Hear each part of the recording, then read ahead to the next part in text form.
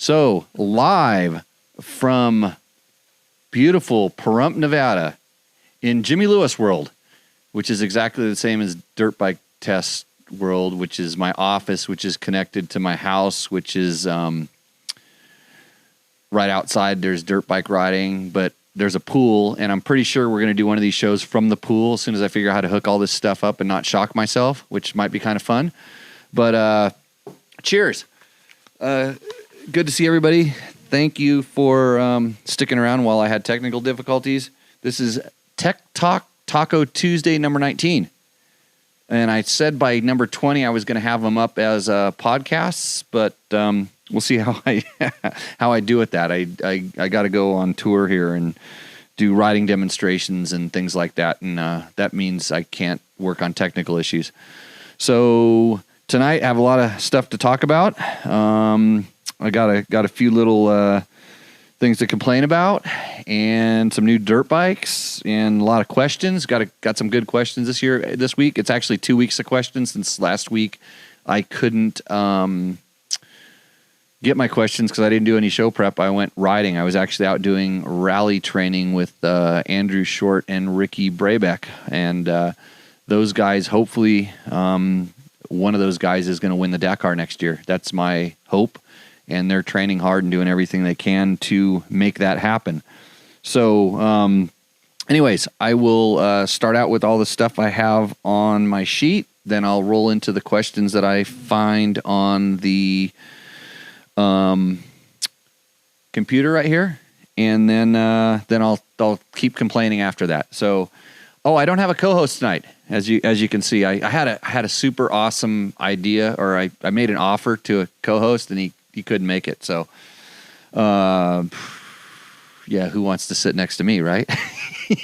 They ask me good questions, though. I like the co-host when they ask me questions. So, to support Dirt Bike Test, you should buy a T-shirt. You can't get this T-shirt because this is a "Fuck You" T-shirt, and I said that properly. It is not available anymore. Dare to keep kids on dirt bikes. That's right. But if you order a T-shirt, you better do it within the next 24 hours or something like that, because the T-shirt shop is going to close for a while I go on tour. Otherwise, you're going to have to put your order on hold, and you're going to be like poor Brian from Achirby's, who ordered some T-shirts, and then I went on vacation, and then I promptly forgot to ship it to him, period. So sorry about that, Brian. I threw an extra sticker in there for you because that's what we all want in the motorcycle industry, right? So, yeah, top of the hour, or now we're 20 minutes in, I'm sure, 15 in. And follow Dirt Bike Test everywhere. That's important. We need to boost our numbers, because in reality, like when I talk to people about supporting and sponsoring the show, they go, well, you don't really have that many followers, and you don't have that many, look at so-and-so has this many. And it's like, yeah, those guys have a lot, and a lot of the stuff that they put out is like not helping you sell your product because they're not talking about it, and it's just fun stuff to look at. And so when people are looking at fun stuff and then an ad comes up, they swipe right past it. But when someone like us talks about stuff, the reason you're here is you want to learn and get engaged about motorcycle and motorcycle related products. And so your eyes are also open when we have advertising. And that's why I really like the people that support this show. Currently, we have TM Design Works, who makes awesome chain sliders, chain guides, plastic protection parts, skid plate stuff. Achirby's, everybody knows Achirby's for their plastic. They also have super top secret gear if you know how to get a hold of it. And they make also excellent big gas tanks. And I know Gabe is over in the corner trying to make sure the logo pops up when I say it. He's doing the best that he can. I never tell him how we're going to do this. It's just made very quick. So, and then Kate's Bars. That's why I'm hyper, because I eat Kate's real food. They make the best little granola bars that you've ever had in your life. And I have one right here, and I'm going to eat it like right after I eat my tacos. I didn't have a chance to eat my tacos because I was dealing with technical difficulties. So the new Kawasaki's are in. You got it, Gabe? You're trying, right? Click, click, click.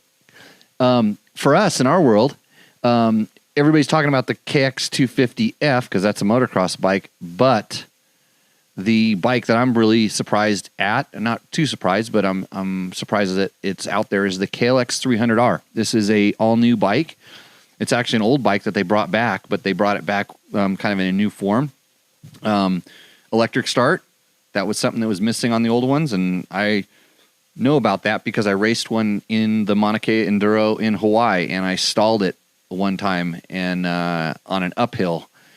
And I couldn't turn the bike around to bump start it because that would have been the easiest thing to do, but kicking that thing for a while. And I also raced one in the Incas Rally. Yeah, I won the Incas Rally on a KLX 300. So it was a team rally. I was teamed with Arnaldo Nicoli, and he was riding a KTM 350 four-stroke at the time. But so I have a lot of experience on these bikes, fond of them. For a light, nimble four-stroke, they were kind of like Honda had the XR400, which was supposed to be light, but in the grand scheme of things, it wasn't. And Kawasaki had this KLX 300 that was actually pretty light and agile. It didn't make the same torque as the Honda 400, but I think when you got it revving, it worked really well. So this one is a EPA emissions compliant bike. They've done that through fuel injection.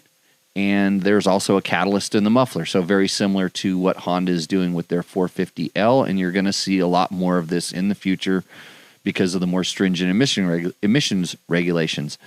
And even in California, there was kind of the fear of them going to a very strict evaporative emissions things, and you'll see this on the KLX 230. The California one actually has a steel gas tank with the locking gas cap. It's the same as the dual sport one because that's how stringent that kind of stuff was getting. But I think Kawasaki has found a really nice niche in the market that's not served right now. It'll be interesting to ride it to see how they set it up. If they set the suspension up, on the semi-aggressive side, this could be a really fun bike. If it's not a mushy trail bike, it could do really well. It's got basically, older generation KX style suspension on it. We don't know exactly who makes it. I don't know if it's Kayaba. But it looks like it's the, a few years back Kayaba stuff, but not adjustable on rebound. It's only compression adjustable on the front forks, and then just compression and rebound on the shock. So I think all in all, a nice hit for Kawasaki. They make some pretty neat bikes. I'm just wondering where the KLX 650 is, or KLR 650. I'm sorry, KLR 650.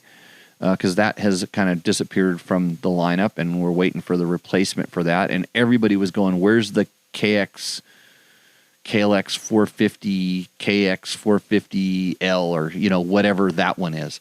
That was kind of a lot of the questions we got, and of course we are not seeing that. So this is kind of it's the way they're placing it, it's a gap between a trail bike and a full-on competition motocross bike. So really a high-level trail bike is what this thing should pan out to be. And then the KX250F this year gets basically an all-new motor, or really an all-new top end. I think the bottom end is the same, and probably the biggest thing everybody's missing on that is no electric start. That's probably coming soon. They're probably going to redesign the bottom end, but they wanted to get some time with this top end, and they did an all-new head that has the finger follower head, very similar to the 450. They changed the bore and stroke, and so you're going to have a new motor because in the shootouts and in the comparisons and, of course, the highest level racing, they've been hurting for power. And the race teams know how to get it. You can just watch any national and see some of the riders pulling the whole shots, and this will make it easier, especially for, it'll probably be easier for a regular guy to have really good power. You won't have to do super crazy stuff like they have to do to the current bike to get the maximum amount of power out of it. And then they switched to Kayaba suspension. They went from the Showa, I think it was the SSF, the single spring fork, and now they're back to a normal fork, which is very similar to what the Yamaha's run. And so Kayaba front and rear suspension, and that'll be an interesting bike to ride in the very competitive 250 motocross class.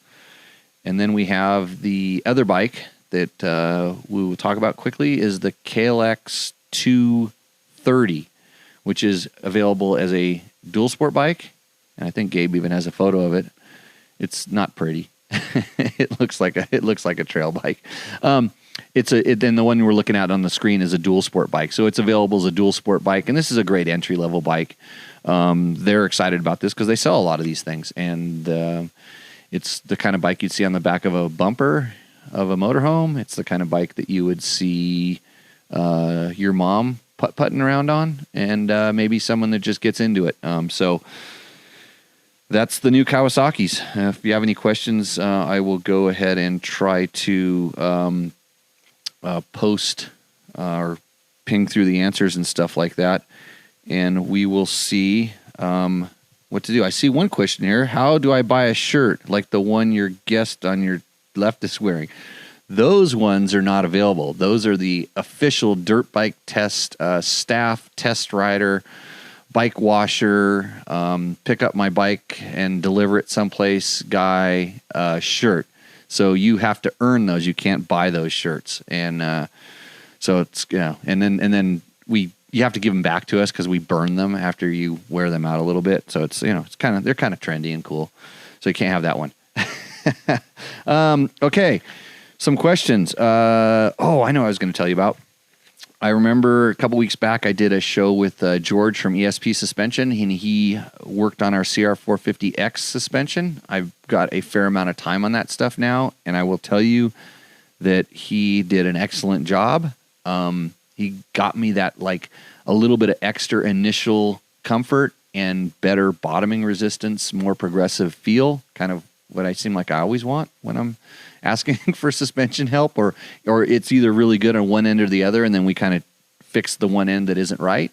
But he got it more compliant, more bump compliant on the small stuff, so in the rocks and the technical things, and then even gave it more bottoming resistance for when we're going fast out in the desert. So a really good setup for, I would say, an average guy. Because I rode the Pro Circuit suspension on the Honda race bike, the one that won the Mint 400, and that was a very stiff package. Had really good bottoming resistance, and I feel like I've got that on mine, but it didn't have the little bump compliance, and those guys don't want that because it makes the bike feel a little bit wallowy.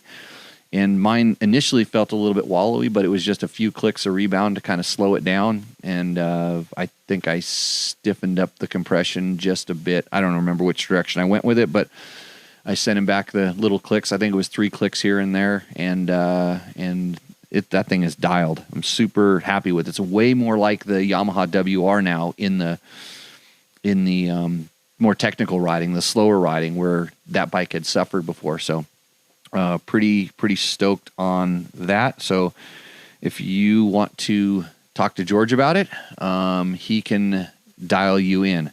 I'm sure. That's ESP Suspension. You can just Google it and he pops up, and like 5-star ratings on Yelp and things like that, what you would expect. Eric Hermstead. I remember that name. Eric asked me a question. What effect does moving the forks up and down the triple clamps have on handling? It's very similar to adjusting the ride height in the rear, the sag. It basically alters the geometry of the bike, and it puts more weight or less weight on the front end, depending on what you do, to a certain extent, and it changes everything, kind of the angle. But the more you go down, the more you slide the forks up in the tubes, generally the more weight it puts on the front wheel, the more the sharper the turning becomes. Maybe the bike becomes a little bit less stable. And then when you slide them down in the forks, the bikes tend to become more stable, and it affects the rake and the trail a little bit in the setup. But and usually when we adjust it, we do like 3 and 5 millimeter adjustments when we're changing it. I know when we had the WR450, one of my test riders, Dave Donatoni, man, right away he goes, I want to slide these forks up in the tube, because he felt that the front end was riding high. He just had that sensation, so he slid it up, and we had also at the same time, because of his weight, taken a little bit. That way we were able to take some spring preload out, so it kind of balanced the chassis out. So that's what sliding the forks up and down in the triple clamps does, and it's so easy to do. You just want to make sure you get them, you keep them level when you do it. That makes a big difference. But and then another thing you can do that also mimics that sensation is you can run sometimes negative air pressure or a little bit of air pressure. It depends on if you have the ability to put air pressure in, but you can actually, drop the forks down and, release it's not a precision adjustment, but you can take some air out and run a little bit of negative pressure in the forks, and that will hold them down as well. And even the adjustments will do that kind of stuff. So, Eric, hopefully that answers your questions. And then next question is from Brian Burke. Any suggestions on the TE 300i versus a FE 350? He says, I am buying one for single track riding in the mountains. I'm on the fence as to which one to buy. I live in California, so the plated bike has that advantage, but there's plenty of places I can ride the two-stroke. The 350 seems like it's more expensive to own in the long run. Thanks. He says, I might do some local enduros for fun, just not to compete. So in reality, 300 two-stroke versus 350 four-stroke. You're talking about, I want a lighter bike, a lighter, good handling, nimble bike. The 300 two-stroke will have more power and it will have more torque, especially at lower RPMs.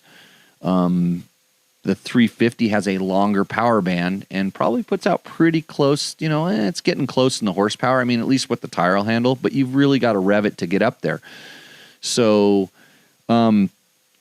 getting those two, choosing the right one there, it's definitely a personal decision. In California, just because of the license plate and the ability to link trails together, if you don't have to have a license plate, then the two-stroke gets way more favorable. The 350, when because it has a license plate, it helps in that aspect, and it makes it so you can go riding more places. That's the thing. But the one thing you said is the 350 seems like it's a lot more expensive to own in the long run. I don't know where that question comes from. I do know, because the internet says it's a four-stroke and everything's going to wear out and blow up. I have a KTM 350 that has 500 some odd very hard hours on it, and I haven't done a thing to it. Oh, I did do one thing. My cam chain tensioner. It's a hydraulic cam chain tensioner, and it got sticky, and so I had to replace that. That's the only thing I've done to that bike, and I think I've only replaced the clutch damper rubbers in it a few times, which is a known wear item. But as far as like top ends and valves wearing out and stuff, I don't think it's going to be any more expensive to own in the long run. And in fact, I think it's just a toss-up. You're going to break more part. You're going to spend more money modifying it, customizing it. In a lot of times when I see people that have these problems, they modified themselves into the problem they're currently having. Like when their bike finally breaks, they go, "Oh, this bike broke," and I'm like, "Well, what did you do to it last?" And then they'd say, "Well, I put this trick cover on it," and it's like. And so the trick cover was what fell off and the oil came out of it. Yeah, but it still blew up. I'm like, of course it did. So, I don't think there's a cost differential between those two bikes. So go do some local enduros, have fun. That chain tensioner, I just stuck a stock one back in there, but I do know that the Dirt Tricks tensioner also works. I don't know if do they make it for they make a manual one for the 350? Yeah, they have a manual one, but the fact that I got like 400 hours out of the stock one, I just slid another one in. It was cheap, like $18 or something. So Cole Baldwin asks, great video, Jimmy, and he's talking about the video I did on my KTM 1090 build. Are you running tubes in the tires? Yes, I am. What pressures do you usually run for hard off-road? 27 PSI all the time. Every time, no matter what. I'll run a little lower sometimes if I'm just riding in dirt, but usually the tire pressure is a little bit lower because the bike's been sitting and the tire pressure went down and I didn't check it. But if I check it, it always goes back to 27. I just bought a 17 1090 on eBay, fully tricked out. That scares me.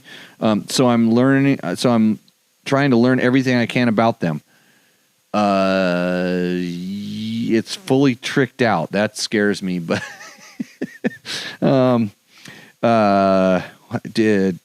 good. Hopefully it's tricked out exactly like mine and then it's perfect, but whoever tricked it out, hopefully we're not going to go back to that last question where I talk about when something went wrong. What was the last thing you did to the bike? Well, you bought it from a guy that tricked it out. So that's how you start chaining if anything goes wrong. I'm going to race some desert races on it. Call Quinn Cody. Don't email or text or call Jimmy Lewis anymore. Go straight to Quinn Cody. He can help you with this. He's done this before. I've never raced my 1090 that I know of. Wouldn't do that. They're adventure bikes. KTM makes a really nice line of race bikes. Okay. On to a question about the JD jetting tuner. Killer Kella replied, I have the same bike and I'm thinking of also adding this. Have you added it yet? And if so, how's your experience on the 2019? Well, Killer, that was on a 2019 KTM 350 EXC, the video that we shot. And when we talk about it, that was the bike we used it on. It's awesome. Those things are a great addition, especially if you do any further modifications. But even as a solo modification, they're an excellent addition. So don't think about it, just do it. And let's see. KTM 350 EXC video. Jutai. He says, I've been searching YouTube for a while, and you guys seem to be the only guys with enough knowledge to tell what the difference is between this, the KTM 350, and a Husky 350 FE. I know the Husky got linking suspension, but what else? Well, there's a long list. They're mostly the same. As much as KTM and Husky try to stay separate, they're very similar in the big core pieces, like right down to the frame. But once you go to the subframe and the airbox, that's probably the biggest place where the Husky differs besides the linkage suspension. It has a composite subframe and a slightly more restrictive airbox just based on the shapes and stuff. So it doesn't flow as good as the KTM one. Not 100% sure why, but that is the case. Then the Husky uses Magura. I believe the Husky uses Magura clutch activation as opposed to Brembo. And I may be 100% off on that, but one's Magura and one's Brembo. And the Husky also has Pro Taper handlebars as opposed to whatever ones the KTM has. And I think that's your biggest differences other than the cosmetics and the looks. When you ride them, they do feel a little bit different. It feels like it's a little bit different. Like, you know, when you ride your friend's bike that bought the exact same bike as you and he maybe changed the seat and changed the clickers on the suspension, that's the difference between a KTM and a Husky when you're riding, quote, the same sized motorcycle. They have a little bit different feel. More so on the EXC versus FE because of the shock linkage, but really not as much as you'd think. I tend to like the PDS, but that's because I'm weird. And somebody just let me know that the Husky has a Magura rear brake also. So I didn't know that. So interesting. Okay. Craig 33575 says, these questions came in through our discuss thing where if you're reading the tests on our website, you can ask questions down at the bottom of the tests, and we intend to answer those most every week as well. And he's talking about tires, and he was watching the. Are you trying to throw tacos at me? Just so I'm distracted. You really tried it. Did somebody tell you to do that? No, I'm just looking where we're at. Yeah, distracted by tacos. He read our test on the Michelin Starcross tires, and he said, in general, is it correct to pair the 80 width front with a 110 rear and the 90 front with the 120 rear? I see some guys always going to the widest front but sticking with the OEM 110 rear. So in general, no, that's not correct. Basically, you choose the width of the front tire based on what you're looking for. Like, I want a little bit more traction, or I like the little extra weight feel that the bigger tire gives, or maybe you get a little more bump compliance with the 90 tire sometimes.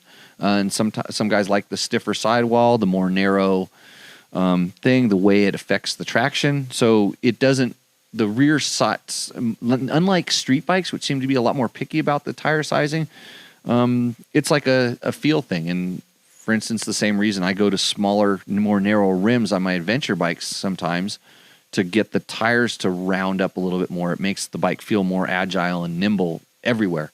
So I think you can kind of do what you want. The best thing to do is to try both. and see which one. Tires your wear item, so wear them out. Try different things. If you don't like it, and right away you can take it off and then sell it to your buddy. Okay. Let's see. Okay. Oh, this is one of our comments from our previous shows. Hi there, guys. At about 33:30, where you made me laugh when John mentioned the bar risers and that everyone seems to get right away without even working with the stock adjustment. So, Big John, my social media criticizer for Dirt Bike Test, who couldn't be here tonight because he has a real job sometimes. We could probably answer this better than me. And then Jimmy's comment on students drinking the Kool-Aid, which I call it high bar Kool-Aid, because everybody just goes to these high bars on adventure bikes. Or it's just a normal thing, because when you stand up and pump your pelvis forward, kind of like you think the proper riding style is, which it isn't. Watch a motocross guy, watch how they're hinged at the hips, and it looks like they're squatting, but they're not. They're just bending their hips. They're still standing up, very balanced. But anyways, so strange parts to put on the bike. He said, something I learned at your school is how horrible I had my bike set up. I had these things called steg pegs, and they did nothing but get in the way of me moving around on my bike. I have the same problem with those, but some people really like those because they hold them on the bike. That's why they were invented. And but for me, they kind of get in the way because of the way I move my feet around in the foot pegs a lot. I've since removed these and also removed the huge adventure foot pegs. I don't remember specifically which bike he was talking about, how huge his adventure foot pegs are, but I like big foot pegs, but not fat, like forward to back. I like them wider, like sticking out, so I have more leverage on the bike. But anyways, he said, the narrow pegs have forced me to get tight on the bike, and I'm squeezing with my legs as needed. Awesome. That's what you learn when you play around and test things. One thing at a time, hopefully. Okay. Harry Potter 2 said, since you mentioned improving brakes, any suggestion on improving brakes on a Honda XR650L? Yes. And like I try to tell Mitch all the time, go get a Honda CR450L. That'll improve the brakes quite a bit. But since you're stuck with that bike, yeah, 40 pounds of motorcycle will go a long ways when you have and Honda wants you to get the new bike too. I promise you. That's why she's advertising this show, right? But anyways, on your 650L, so I think that bike has a rubber front brake line. At least the newer ones do. And all you have to do is go really, with the bike just sitting there, squeeze on the front brake and watch that brake line like stretch, and that's where your braking power is going, right out through the rubber. So you're going to lose some of it there. So the first thing I would do, and this goes for Kawasaki KLX 650 owners as well, because those things have notoriously sloppy brakes. Replace the brake line. That'll help a ton. Then, well, of course, make sure your fluid's good, there's no bubbles in it and stuff. Then you can start, probably the next easiest thing to do is start playing with pads. The Honda brake pads are generally pretty good, but sometimes on those type of bikes, they err on the side of durability as opposed to like real grip and stopping power. So try some different ones. Whatever you do, do not get those red EBC brakes that are made for brake draggers. I see them on so many bikes, and people go, why do my brakes suck? It's because you just bought brakes that are designed for a guy that's going to be riding a GNCC in the mud, and his brakes have to last 3 hours while he drags them. They're not good for stopping. They need the disc has to match the color of the rotor of the pad before those things start working. So get good brake pads. I know for a fact that Galfer makes excellent brake pads. What's the other one we tested that I really liked? I used to run braking stuff when I was racing, and they make also good stuff. Theirs have a little more bite and not a lot of. They have a lot of grab. What was the other one? AP. AP makes some really good brake pads as well. Pricey, but they seem to have. They're very similar to the Galfers. Maybe a little more initial bite, but then good consistent feel when you're really on the brakes. And so hopefully that helps you, but I think the easiest thing to do is just get a new bike. Send all your XR650L hate mail to jimmy@dirtbiketest.com. Mark Kapeloff at Baja Diaries will tell you to buy an XR650.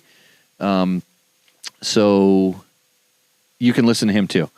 I have one of those as well. but I like my Husaberg better. Okay.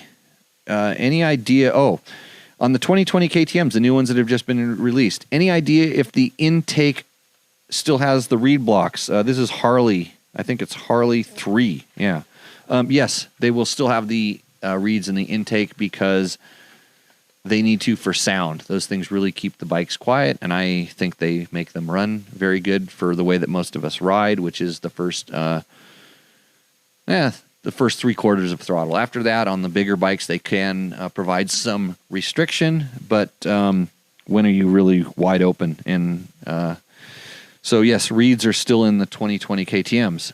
So I'm going to scroll over here to the questions. Hey, Morgan, how do you like my hat? I saw you. You like my hat? I put this on there because you shared that. If you were on Dirt Bike Test's Facebook page earlier, you can probably find it on the thing you're doing, but don't close down the video because then you'll lose me. When we put up that thing about two-stroke, the little comic strip about two-stroke, and it shows a bunch of Romans, and there's a bunch of dead people that they've just killed. Comic, by the way. They're all on the ground, and the one asks the other one, he says, how do we know if all these people are dead or they're just faking? And then the next comic thing has the bullet over the thing, and the little guy says to the big guy, he says, just ask them which two-stroke oil they're running. And then the next one, you see all these different two-stroke oil name brands pop up. So, yeah, you really got to follow us on Facebook, too, because we find stuff like that and put it up there. Thanks to, I think it was Glenn, that one of our friends put that up there, and I stole it from him. And then Morgan stole it from me, and he was smart enough to even put his logo on it in the middle. So one step better at the social media marketing than me, Morgan. Good job. And the best thing was, so everybody's like spouting out, like all of a sudden, then everybody starts spouting out their favorite two-stroke oils. And I got asked this on the show. See, you guys are doing it live right now. You're like starting to throw numbers around. Like, some clown put Rotella. Does Rotella make two-stroke oil? Is there Rotella two-stroke? It's not a two-stroke oil. That's a diesel. You know what, Rotella guy? Pour it in your gas tank on your two-stroke and run it. See, tell me how that works. You didn't even pay attention to the question. This is how far we've come. People have grown up and never had to mix gas because they've been riding really good four-strokes. That's amazing. You know, it's like twin shock. What? Drum brakes? Huh? Yeah. No power valve on that thing? That's on a two-stroke question. So anyways, wait till I have to work on a carburetor to pull all that Rotella out that fell to the bottom when you poured it in the gas tank. Like I just said, don't do that. That was somebody's defending the guy that said Rotella. Hey, don't worry. There's plenty of dumb people on the internet that will do whatever you say. And I guarantee you, after that post went up, 2 guys were probably walking through Walmart, picked up some Rotella and said, man, this is cheap. I'm going to put that in my two-stroke, in my KDX 200. Where's all my KDX 200 buddies? I was going to tell a story about racing a KDX 200 and how I got in trouble. But you have to show up in the forum, and we will, if you're there, I'll do it. I'm going to rant about something else here. So this is the current state of your motorcycle media.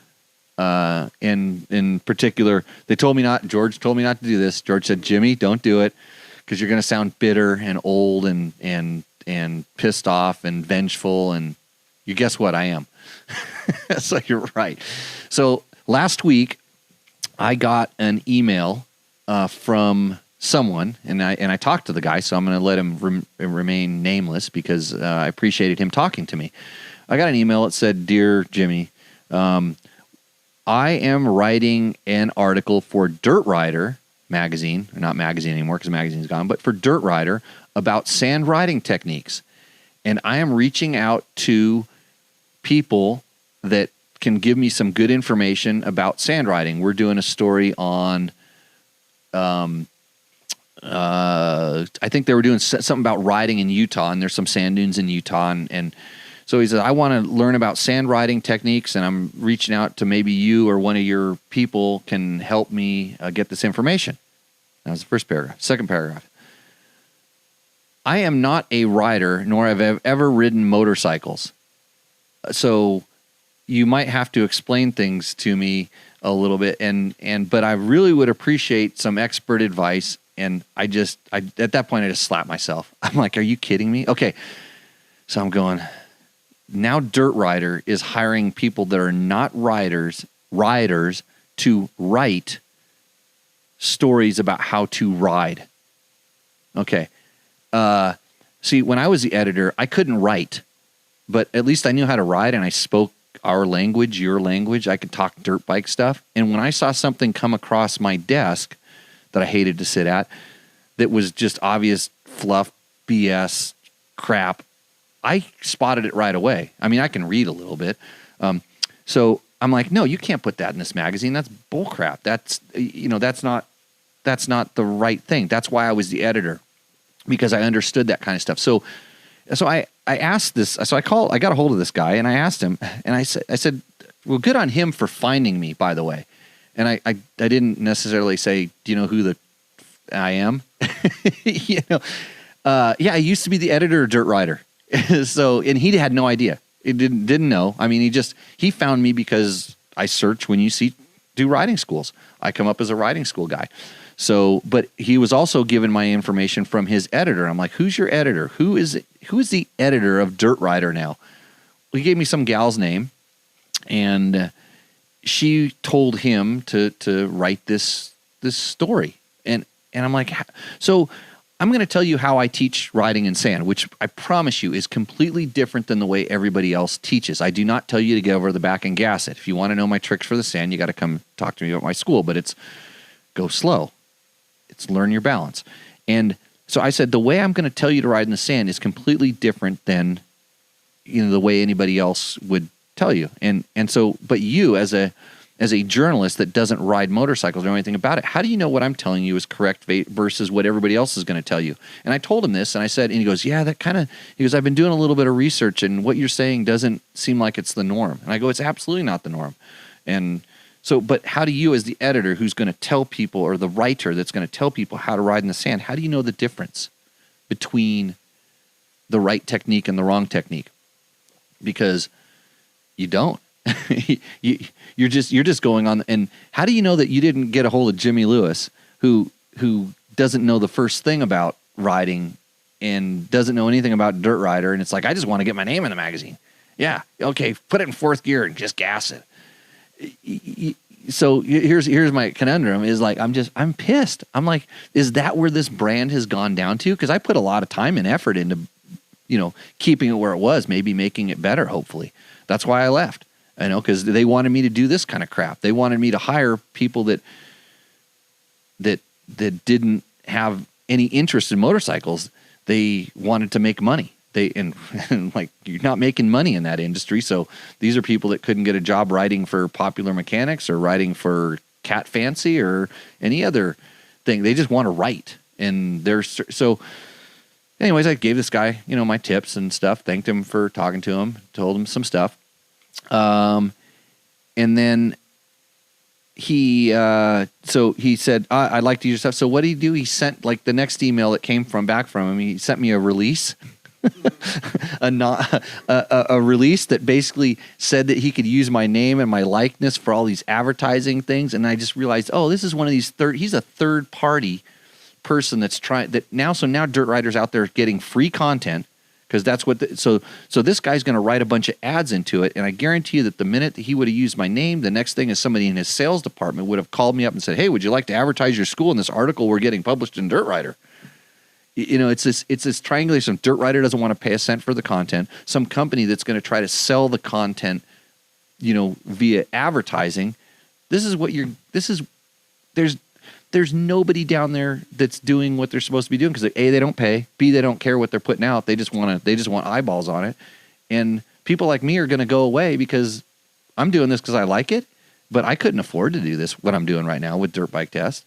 So here's where it all gets funny. We've worked ourselves away, and I understand print going away and stuff like that, but everybody got into this digital advertising and everything was so cheap, and all of a sudden now to get real quality eyeballs, not fluffy eyeballs, it's starting to get a little bit more expensive, and people don't understand that.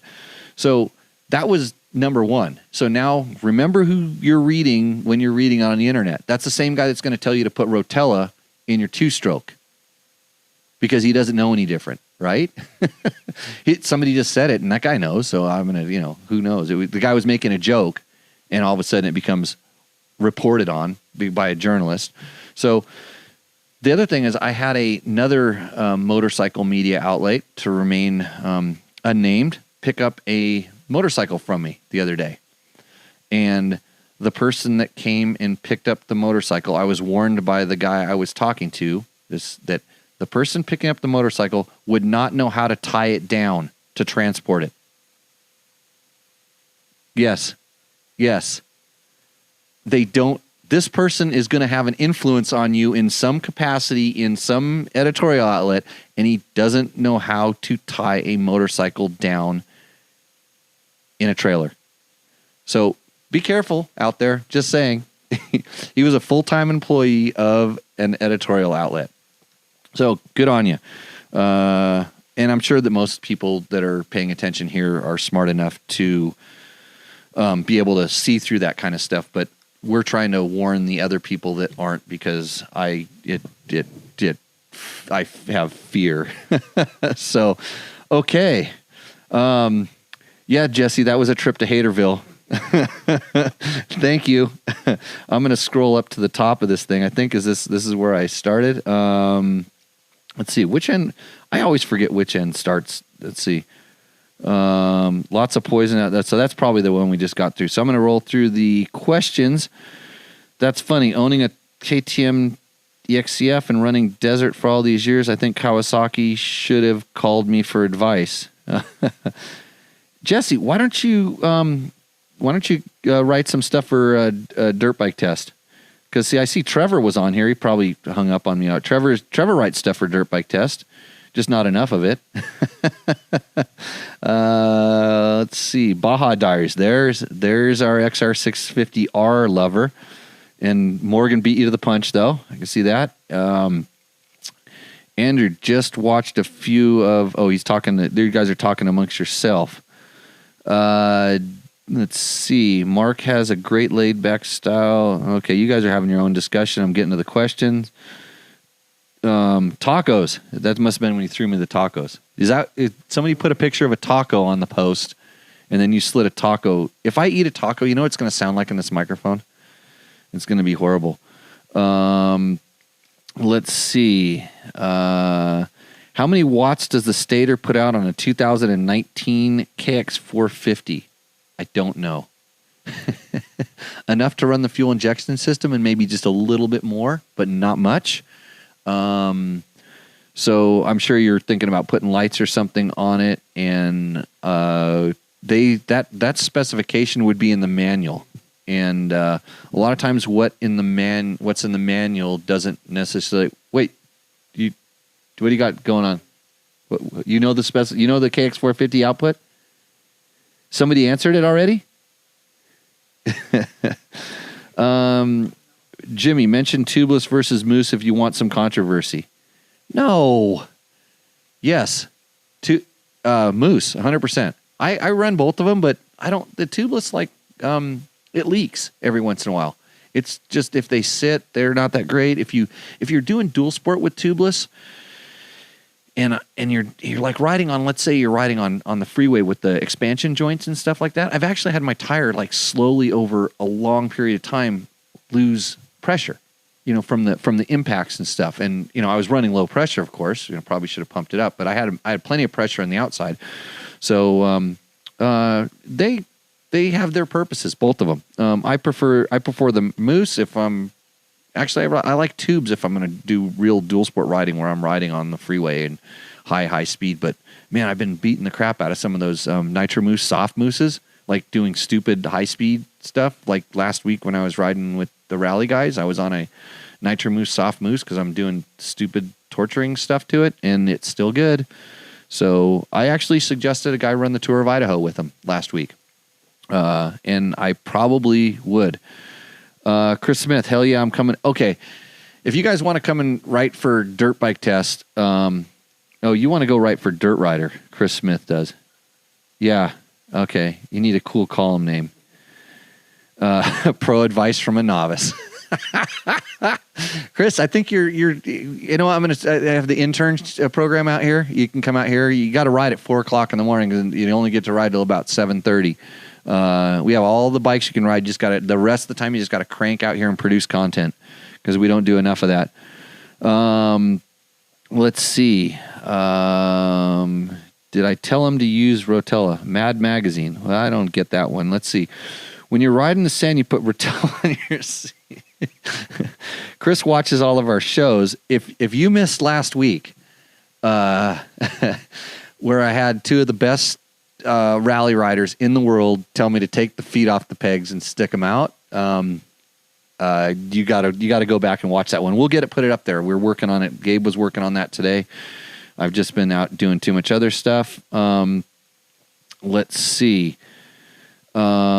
Lots of poisonous people out there. That's right. Who mentioned Rotella? Jim Wells. Jim Wells, do you work for Rotella?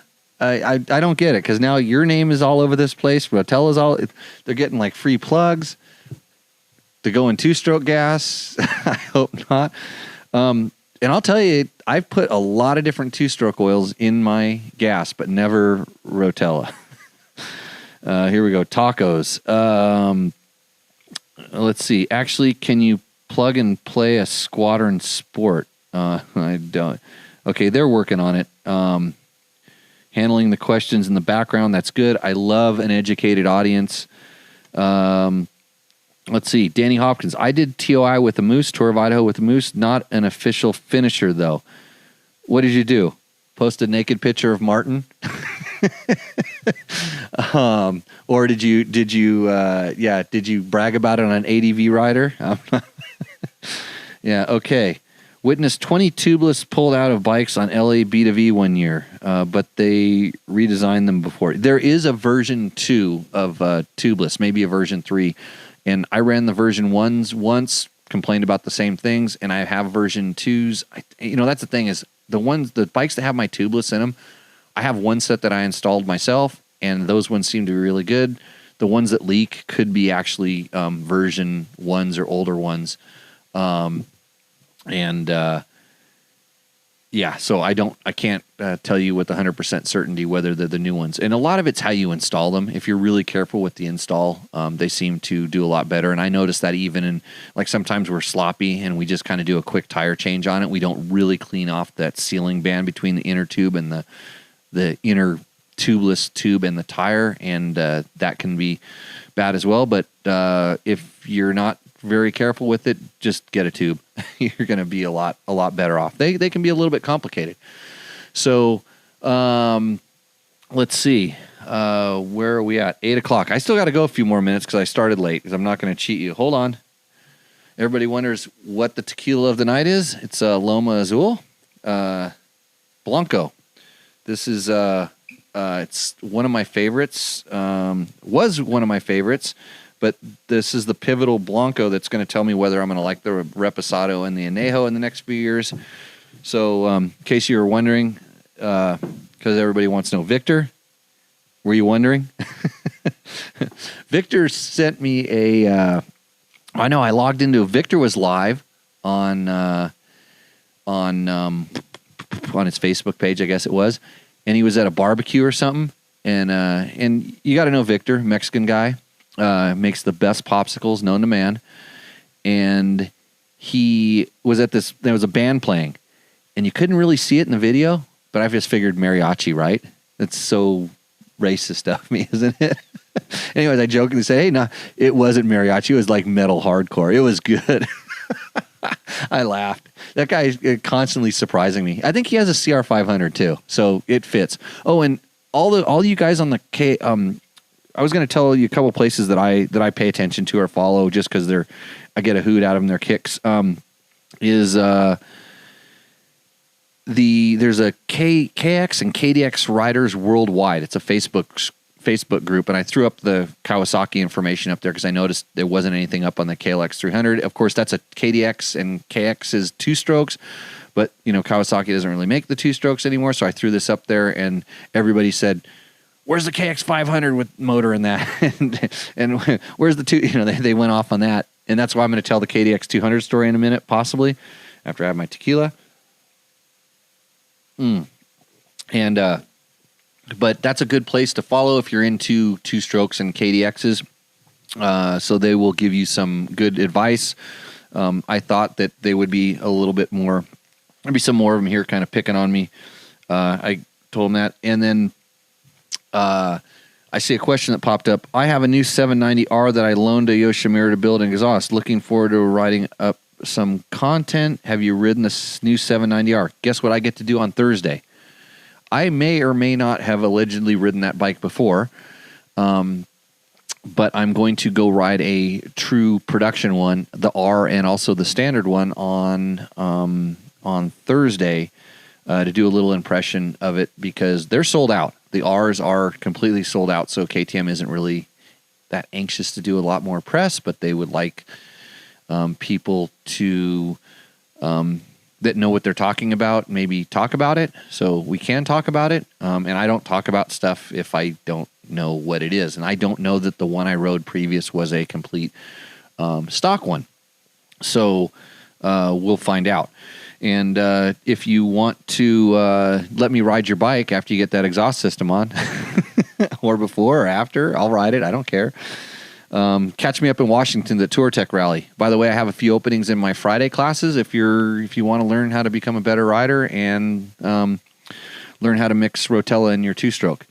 The other thing, Steve Conklin, who wrote a nice story on Africa Twin crash bars that I still need to go on the site and edit, is here, and he says he's talking about the tubeless rims on the adventure bikes. And when we say tubeless and tubeless, they're two different systems. But a lot of adventure bikes come with tubeless setups, and those are fine because the rims are essentially sealed most of the time. KDX 200 story. I'll sign off with this one. I'll let you know. So I got in trouble for racing a KDX 200 back in Bob, when did we go to Baja that time? Remember when I got the KDX 200? Remember I stole it from James DeGain? Yeah. Yeah, so what year that was? Yeah, so it was a long time ago. I was racing for Kawasaki. I was a Team Green rider at the time, and I was racing KX 250s. And my wife had an older KDX 200, and I used to ride it around and love the bike. It was a good little putt bike, and I knew I could port it a little bit and put a pipe on it, and they ran pretty good. They had a 6-speed transmission, and this is the key to it. The 6-speed really pulled. 93, somebody just told me. That sounds about right, yeah? I don't know how they knew. So, anyways, it had the 6-speed tranny in it. It may have been when they went to the perimeter frame. It was because it was a brand new bike, and they had it down there for kind of pre-running and doing stuff. But anyways, the Kawasaki guys were having a little bit of an issue with some lights, and they wanted to run some lights out to a pit.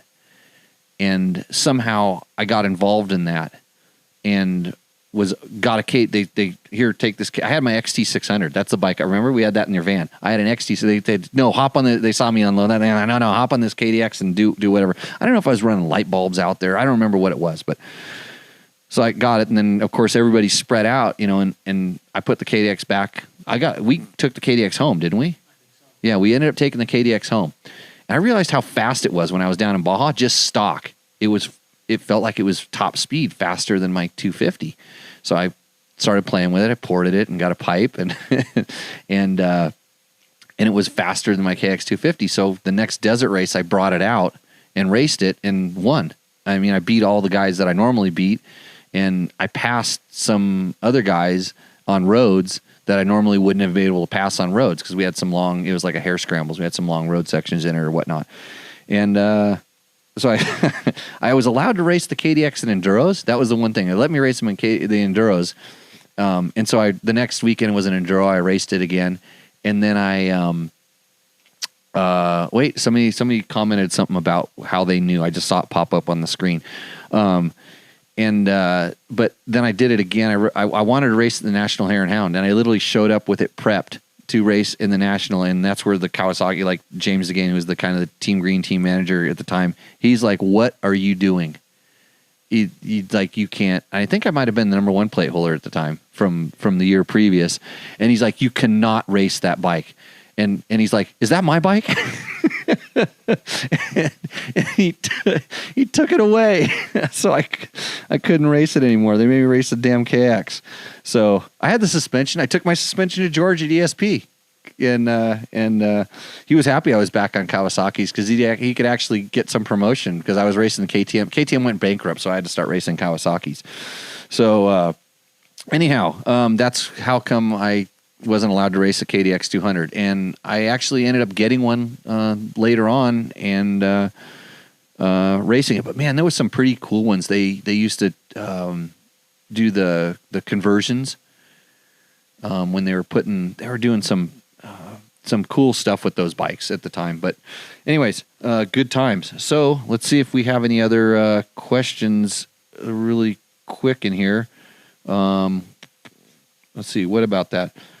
Rescue 3 is supported heavily by Kenda now. What tires for the heavy bikes? What's a heavy bike? If you're talking XR650, the Parker DTs are what you want to run. And let's see, because I raced a KDX that year and we battled all day and night. We did? I was so much faster back then. I was going to say than you, right? What an ass. Let's see, Dean. Oh, I know. Another guy asked a question about, he was asking about changing the gearing on his KTM 500, 19. And I was really surprised by that because they've done a pretty good job with the gearing, and I asked what year, because if it was older than 19, I could see where you would want to change the gearing. But the new ones, the standard gearing is actually pretty good. But if you're riding it back east, like in super tight technical, I could see where you would want to maybe, add a tooth or two to the rear. But for dual sport stuff, I don't want to take those teeth off the rear because fifth gear is already a little bit short in my world. Where I wish it was a little bit longer spread. Sixth gear was a little bit more of an overdrive. It's not nearly as bad as the KTM 350, but for the 500, I think the gearing is actually pretty good. So hopefully that answers the question. And yes, Morgan, no problem wearing the hat. You got to wear a DBT hat at your next show, but you probably don't have one. So you can just write DBT on a white hat, and then you can sell them and make lots of money like I do. That's how I support this whole thing, by selling hats and T-shirts, and you have till tomorrow to order them, or you're going to have to wait a month. So I think with that, we're going to... Wait a minute. Another question popped up. Chance wants to know, does the gear spacing on the YZ450 FX bother you? I've heard a lot of negative feedback on big gaps, specifically 2, 3, and 4 gear. Thanks.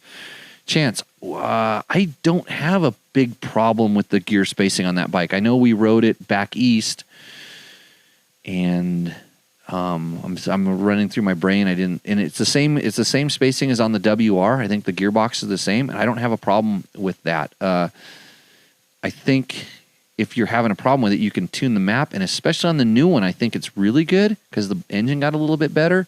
And I rode an older YZ450 FX not too long ago, and I did notice the gap a little bit on that bike, but on the new one, not so much because the engine is so much more responsive and lively. Okay. Yeah, white tape and draw DBT on the hat. That's the answer. Right on, guys.